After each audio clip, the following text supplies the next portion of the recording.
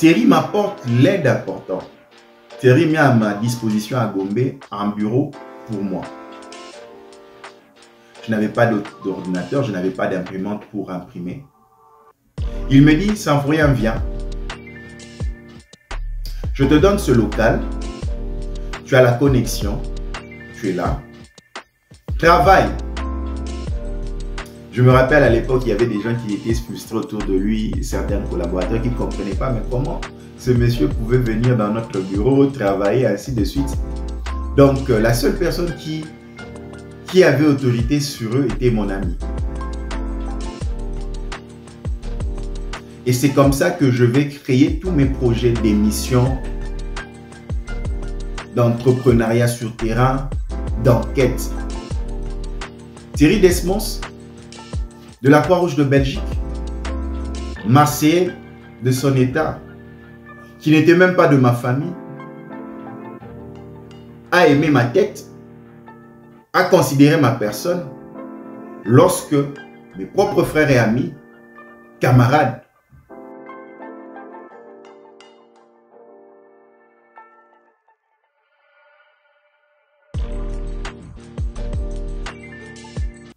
vous êtes amis sur Facebook, sur les réseaux sociaux, mais vous remarquerez, il ne fait aucun fi de vos efforts. Vous pouvez être le premier à être journaliste, le premier à entreprendre dans votre domaine. Vous avez émergé, mais personne de votre entourage, de votre amitié, ne manifeste, ne fût-ce qu'un j'aime ou un encouragement en votre rencontre.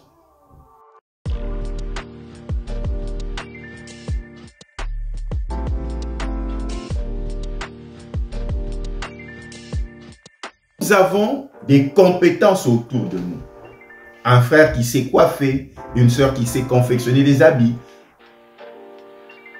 Pour réaliser une émission, vous êtes le journaliste attitré, mais régler la caméra, l'opérateur de vue, ce n'est pas le journaliste.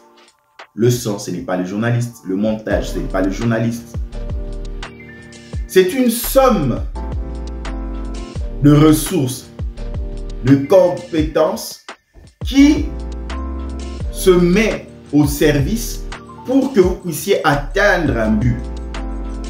Réaliser un projet à ses propres frais exige des coûts parce que nous sommes en environnement.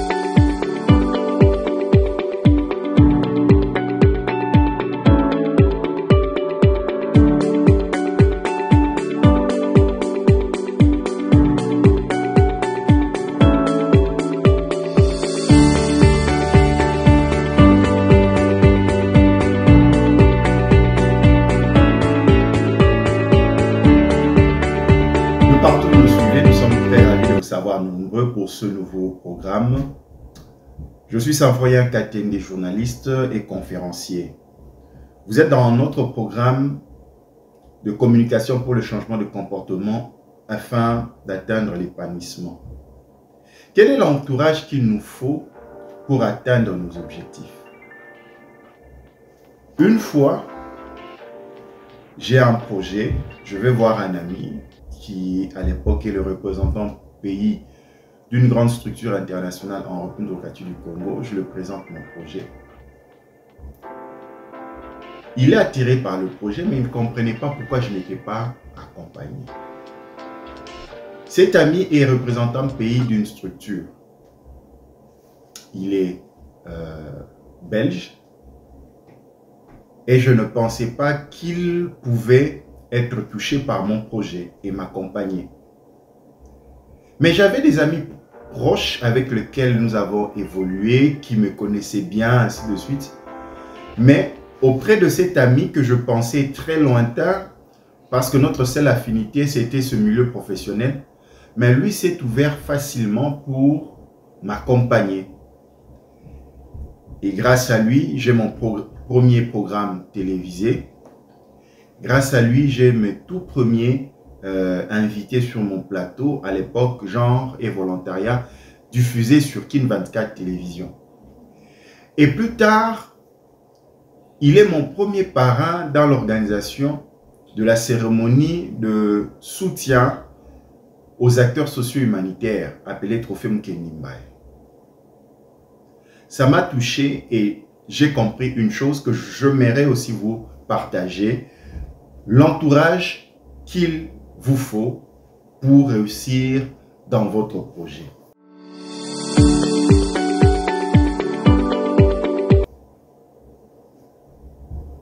Nous partons du principe que l'entourage, on le crée. Et cet entourage est composé des membres de nos familles, de nos amis, de nos connaissances, collègues de milieu professionnel et à une certaine limite, notre carnet d'adresses de clients. Et cet entourage peut ou pas s'intéresser à nos projets. Messi est indéniablement le plus grand joueur du monde pour la vie de certains amateurs du football. Mais Messi n'est pas Messi parce qu'il joue seul sur un terrain. Il a aussi besoin de l'accompagnement des autres. Messi n'est pas au poteau de but. Messi n'est pas défenseur. Messi n'est pas dans les ailes. Messi ne représente pas les 11 joueurs à la fois. Il a besoin qu'on puisse l'accompagner. Il a besoin que l'on puisse lui donner des bonnes passes. C'est comme ça aussi avec la vie de porteurs de projets, de créateurs de projets, de concepteurs de projets. Souvent, le concepteur de projet évolue dans un milieu incertain. Ce milieu incertain, ça veut dire pas de facilité dans l'accès au financement. Il doit voler de ses propres poches. Il doit essayer de frapper aux portes des personnes qui seront touchées, qui voudront bien l'accompagner. Et c'était mon cas à l'époque. Notre programme est basé sur mon expérience personnelle et accompagné de la théorie.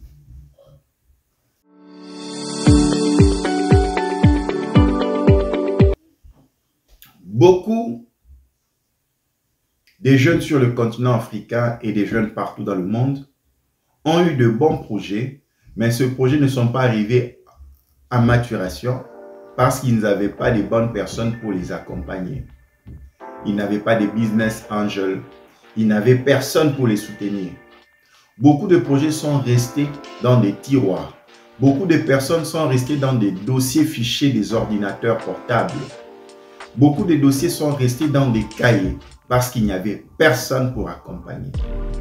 Et vous qui me suivez, vous voulez connaître les principes qui vous permettent d'avoir un entourage susceptible de vous accompagner dans vos projets. Eh bien, vous avez frappé à la bonne porte. Suivez-nous.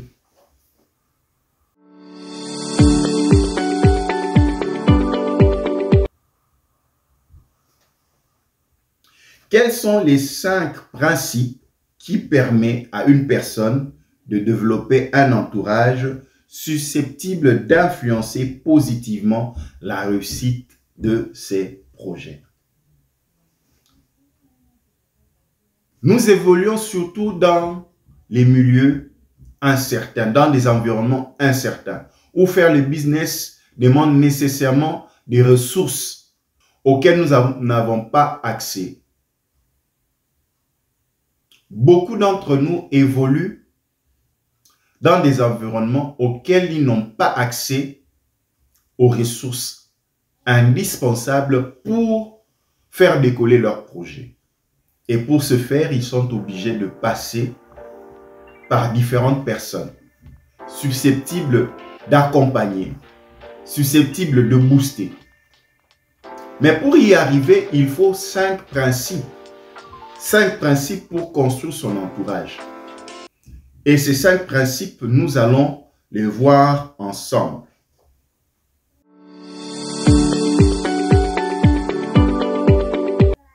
Le tout premier principe, c'est identifier les parties prenantes. Oui, nous naissons dans des familles. Nous avons des frères et sœurs. Sans compter les parents. Et à part ça, il y a la famille élargie. dans lesquels il y a des personnes qui ont des moyens, qui ont des carnets d'adresses. Mais ce n'est pas souvent facile de pouvoir trouver gain de cause auprès de nos propres familles. À part ça, il y a nos amis. Nos amis dans ce groupe, il y a ceux avec qui nous avons fait l'école ensemble, l'université ensemble. Il y a ceux avec qui nous avons évolué dans des quartiers. Vous êtes amis sur Facebook, sur les réseaux sociaux. Mais vous remarquerez, il ne fait aucun fi de vos efforts. Vous pouvez être le premier à être journaliste, le premier à entreprendre dans votre domaine. Vous avez émergé, mais personne de votre entourage, de votre amitié, ne manifeste ne fût-ce qu'un j'aime ou un encouragement en votre rencontre. Est-ce que faut-il être vexé? Non. Peut-être qu'il n'y trouve pas de l'intérêt. Là, vous identifiez. Il y a ceux qui prient avec vous dans une même église, par exemple, une même mosquée ou synagogue. Partout, vous réunissez pour des prières. Mais vous verrez, malgré qu'ils connaissent ce que vous faites, les efforts que vous fournissez, même le pasteur, le prêtre, peut-être qu'ils n'ont pas ce feeling de vous accompagner. Ça arrive. Vous avez des collègues au travail. Le collègue sait que vous avez d'autres activités. Il est informé, il vous voit. Aujourd'hui, le monde est un village planétaire grâce aux réseaux sociaux, mais ils ne font pas fi.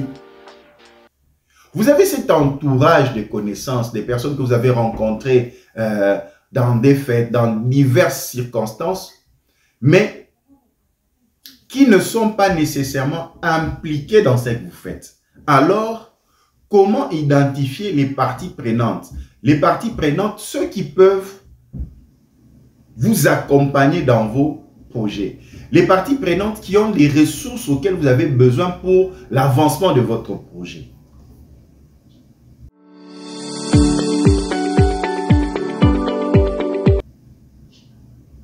Pour mieux identifier, qu'est-ce qu'il faut faire pour mieux identifier?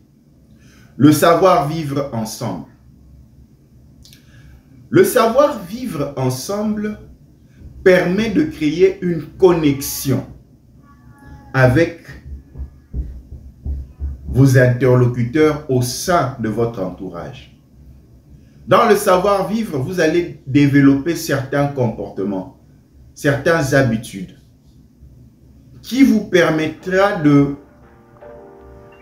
dénicher les personnes qui sont sensibles à ce que vous faites.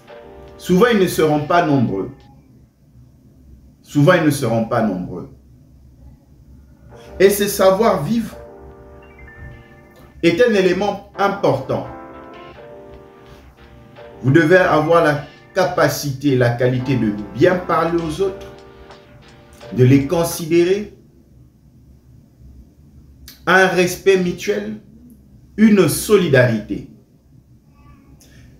L'identification des parties prenantes passe aussi par les centres d'intérêt dans vos conversations.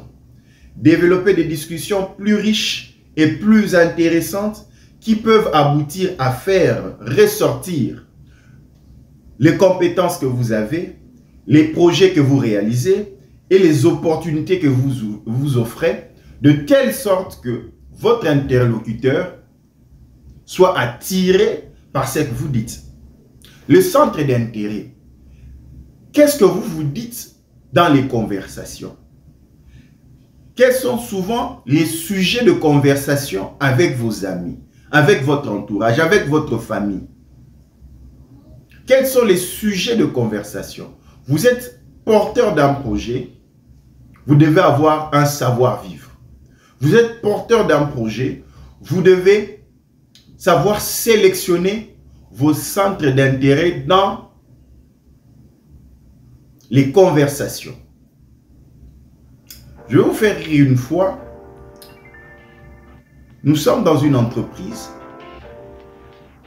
L'un des collaborateurs qui était avec nous arrive. Et la manière de s'adresser à une personne qui était dans l'entreprise n'était pas bonne. Il a parlé de telle manière que ça l'a froissé, pensant qu'il était toujours en présence de personnes qu'il connaissait. Mais lorsque ce collègue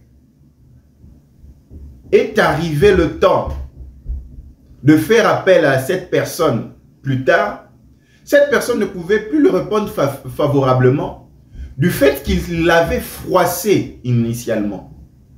Donc vous voyez comment la maladresse dans les centres de conversation, la maladresse dans le savoir-vivre peut être un frein pour votre accompagnement dans votre projet d'entreprendre.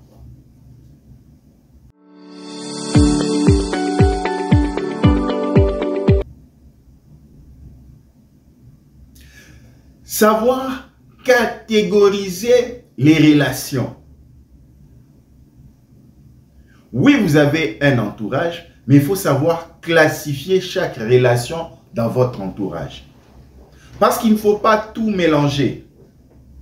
Il ne faut pas tout connecter. En reconnaissant les capacités des uns et des autres, dans le respect mutuel et la considération, vous devez être capable de dire que cet ami, c'est juste un ami pour le sport.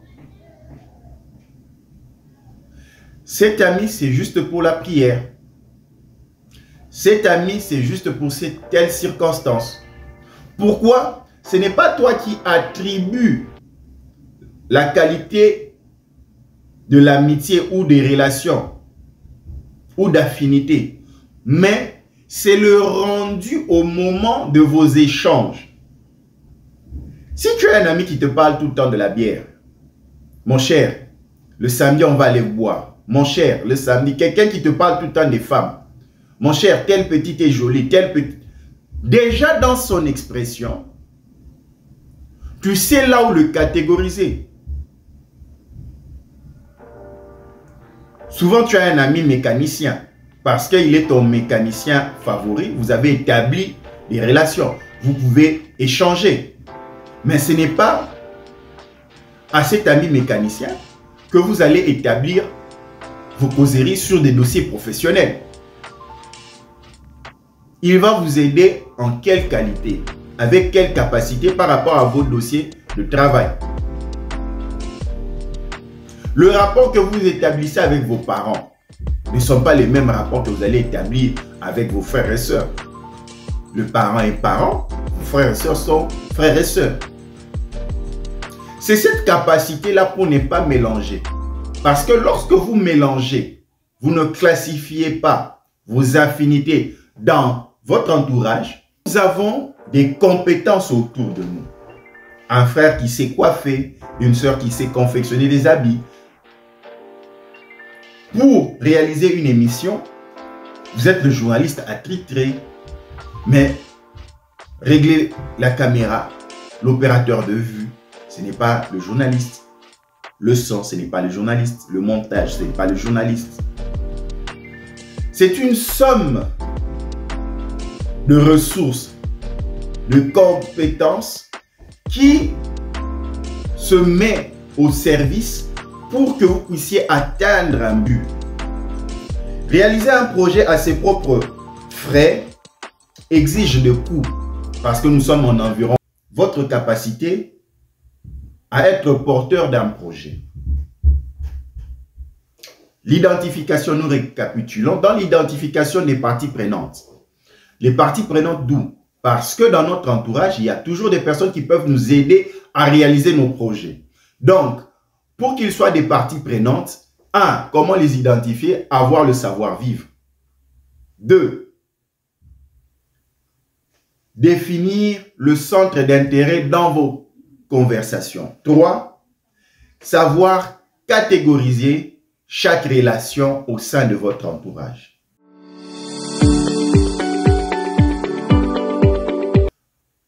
Nous avons terminé avec le premier point. Nous passons au second principe, au deuxième principe. Le deuxième principe, c'est identifier les ressources dans votre entourage. Votre entourage est composé de personnes. Et ces personnes ont des entourages, ont des opportunités à vous offrir. Un ami m'a toujours dit, si nos entourages soutenaient chaque entrepreneur dans leur entourage avec $1, ils feront des milliardaires. On a ri, on s'est limité là. Mais c'était important ce qu'il était en train de dire. Nous avons des compétences autour de nous. Un frère qui sait coiffer, une sœur qui sait confectionner des habits. Pour réaliser une émission, vous êtes le journaliste attitré, mais régler la caméra, l'opérateur de vue, ce n'est pas le journaliste. Le son, ce n'est pas le journaliste. Le montage, ce n'est pas le journaliste. C'est une somme de ressources, de compétences qui se met au service pour que vous puissiez atteindre un but. Réaliser un projet à ses propres frais exige des coûts parce que nous sommes en environnement incertain, nous ne sommes pas accompagnés par des banques, nous n'avons pas accès à des financements, ainsi de suite. Et pour minimiser les coûts, il est important de savoir identifier les ressources qui peuvent vous accompagner dans la réalisation de vos projets en tenant compte de votre situation. Tu n'as pas un grand fonds, mais tu veux commencer un projet. Tu veux réaliser un projet. Mais tu as besoin de la main-d'œuvre. De la main-d'œuvre qui se trouve d'abord dans votre entourage. Ainsi, il est important de s'entourer des compétences qui croient en vous et sont prêts à vous accompagner sans aucun doute. J'ai rencontré le chirurgien dentiste, le docteur Guy Kazadi. Dans notre entretien avec le docteur Guy Kazadi, je lui ai posé la question comment il a fait pour démarrer son cabinet dentaire moderne à Kinshasa. Le docteur Guy Kazadi va me répondre, il avait tellement peur d'avoir un crédit dans des banques, lui, il a recouru à son entourage qui était sa famille. Les fonds qui l'ont permis à ouvrir son cabinet provenaient de son entourage. Il a identifié les ressources susceptibles de l'accompagner. Et aujourd'hui, il a le plus grand cabinet dentaire moderne à Kinshasa. Donc, il est important. Quel est le troisième principe pour avoir un entourage susceptible de vous accompagner dans vos projets?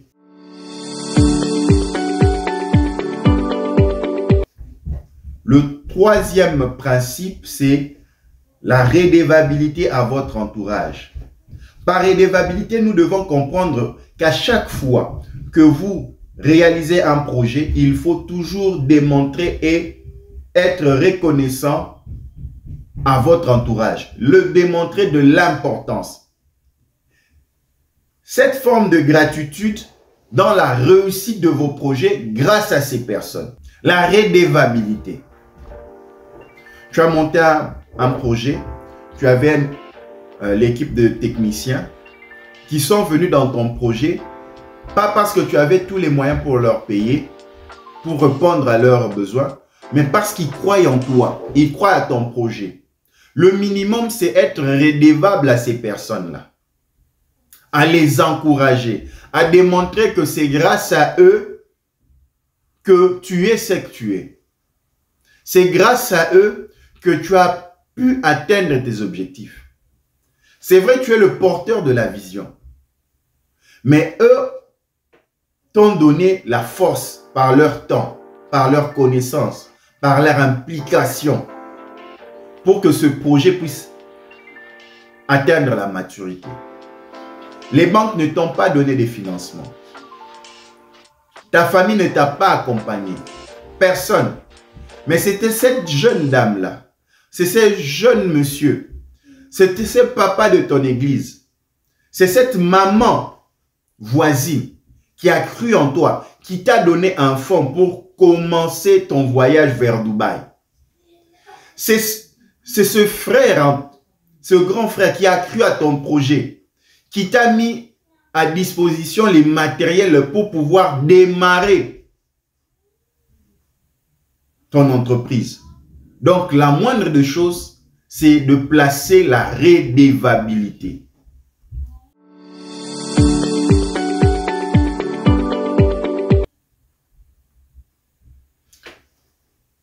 Quatrième principe, pour créer un entourage susceptible de vous accompagner dans vos projets, c'est être disponible. Être disponible dans les relations humaines, la réciprocité a une place de choix pour l'entretien des relations. Si ton entourage est toujours disponible pour toi, il est aussi important que vous soyez disponible en retour lorsqu'ils ont besoin de votre contribution. Bref, il est important de développer de temps de qualité avec l'entourage qui t'encourage dans la réalisation de tes projets. Tu as une fiancée, tu as une épouse, tu as un fiancé, tu as un époux qui a toujours cru en toi, qui t'accompagne, qui t'encourage. La moindre des choses, c'est être aussi disponible pour lui. Lui démontrer que tous les temps de qualité, aller au restaurant, lui montrer les fruits de tes réussites, lui donner la place qu'il faut dans ce que tu fais. Les fruits que tu reçois, ils doivent en bénéficier. Un projet a été mis en exécution. Tu n'as pas eu des financements, mais tu as gagné le marché. Ton équipe technique, les techniciens t'ont accompagné pour faire ce documentaire. Ils ont filmé. Ils ont fait une semaine en train de travailler. Ils ont mis de côté leurs activités pour travailler avec toi. Lorsque la facture vient et que l'on doit payer en plusieurs mensualités ou bien en plusieurs tranches, les premiers à être servis dans la facture, ce sont les fournisseurs et tes techniciens. C'est très important. Même si c'est toi qui as la plus grande part, parce que c'est ton projet, mais il faut être disponible pour eux. Eux étaient disponibles pour toi en début de projet pour gagner ce projet, mais tu dois aussi être disponible pour eux. Le fournisseur t'a remis des intrants pour réussir ton projet, tu ne l'as pas payé. Les techniciens ont travaillé pour toi, ils n'ont pas été payés. La moindre des choses, lorsque la facture sort, si on doit te payer en plusieurs tranches, commence d'abord par tes fournisseurs et par ton personnel. C'est très important. C'est une manière de leur montrer que tu es aussi disponible pour eux, que tu sais aussi te sacrifier pour eux. Ta famille, tes amis, ta femme, ta fiancée, ton mari, ton fiancé, tes relations qui sont toujours avec toi. Lorsque tu émerges, lorsque tu atteins la maturité de ton projet, lorsque tu atteins ton objectif, passe des temps de qualité avec eux. Les restaurants, les pique-niques, les sorties. Ils étaient là pour toi, toi aussi sois pour eux, sois là pour eux en retour. C'est très important.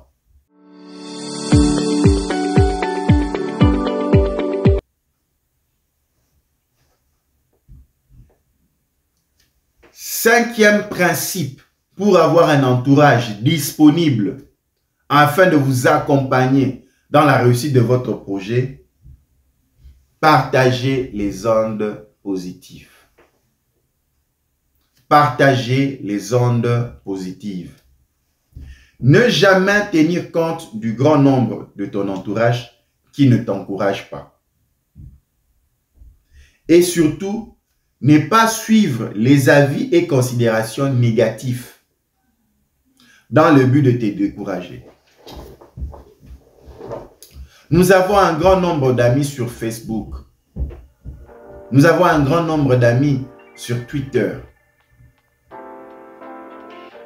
Ce qui n'est pas important, c'est le nombre, la forme.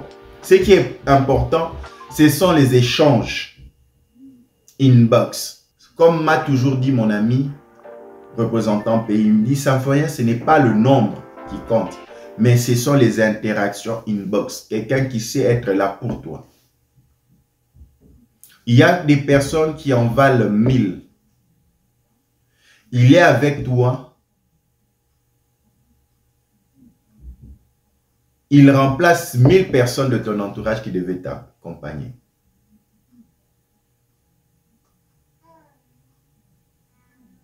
Sur l'entourage, j'ai toujours dit, ces vidéos sont élaborées avec ma modeste expérience. Je commence dans l'entrepreneuriat. Je n'ai aucun soutien, je n'ai aucun fonds. Vous arrivez dans des banques, on vous demande des cautions, on vous demande beaucoup de choses que vous ne savez pas assurer. Personne pour vous accompagner. Vous toquez auprès des amis avec lesquels vous avez pensé que vous êtes des amis de l'université, de l'école. Vous toquez auprès des parents, des frères et sœurs, ainsi de suite, des connaissances susceptibles. Mais ce n'est pas pour être frustré, mais vous comprenez que ils n'ont pas la même vision que vous. Vous vous tournez vers d'autres personnes. Et grâce à Dieu, je tombe auprès de mon ami, le représentant pays de la Croix-Rouge de Belgique, Thierry Desmos. Thierry m'apporte l'aide importante. Thierry met à ma disposition à Gombe un bureau pour moi. Je n'avais pas d'ordinateur, je n'avais pas d'imprimante pour imprimer. Il me dit, Symphorien, viens. Je te donne ce local. Tu as la connexion. Tu es là. Travaille. Je me rappelle à l'époque, il y avait des gens qui étaient frustrés autour de lui, certains collaborateurs qui ne comprenaient pas, mais comment ce monsieur pouvait venir dans notre bureau, travailler, ainsi de suite. Donc, la seule personne qui avait autorité sur eux était mon ami. Et c'est comme ça que je vais créer tous mes projets d'émission, d'entrepreneuriat sur terrain, d'enquête. Thierry Desmos, de la Croix-Rouge de Belgique, Marseillais de son état, qui n'était même pas de ma famille, a aimé ma tête, a considéré ma personne, lorsque mes propres frères et amis, camarades, qui reconnaissaient mes compétences et mes aptitudes, ne l'ont pas fait.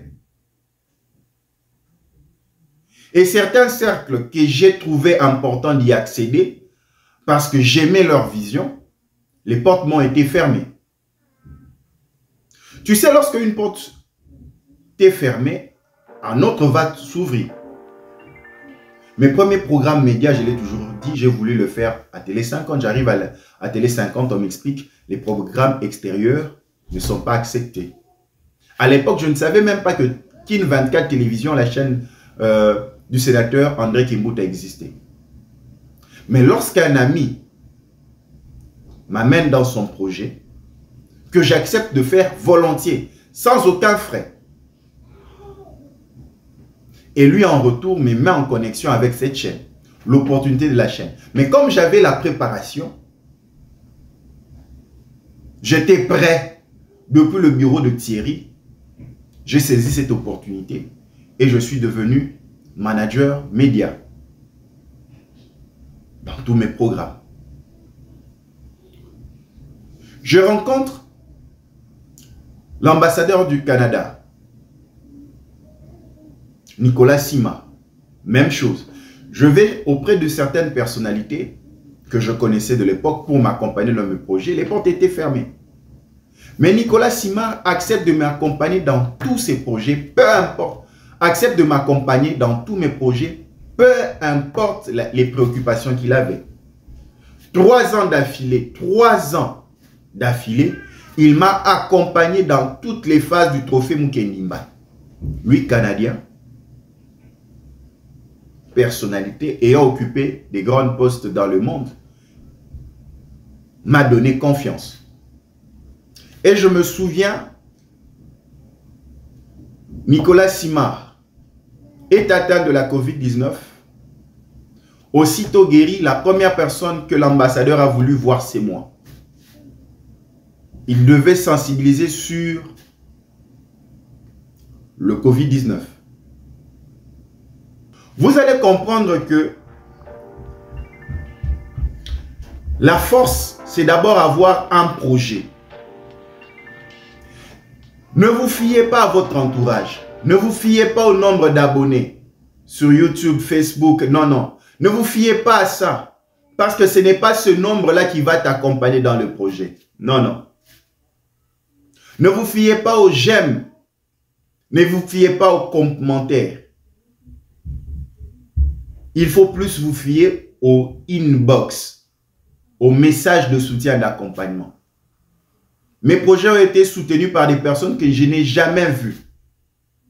Ils voient un programme, ils m'appellent sans rien, voilà, passe, il y a tel montant pour ton projet, je accepte de t'accompagner. Je peux citer ton nom par redevabilité, non, non, ce n'est pas la peine, mais j'ai compris qu'il faut que je t'accompagne parce que ce n'est pas normal qu'un tel projet ne soit pas soutenu. Crée ton entourage. Ceux qui te soutiennent, un grand merci. Ceux qui ne te soutiennent pas, un grand merci encore.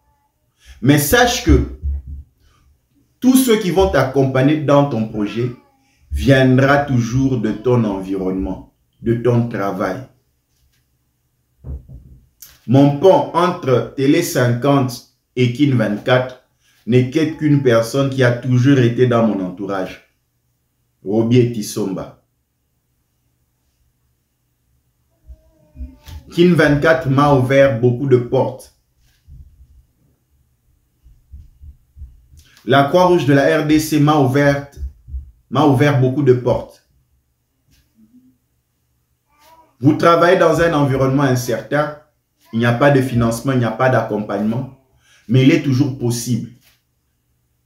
Sois le vecteur de ton changement. Que Dieu nous bénisse.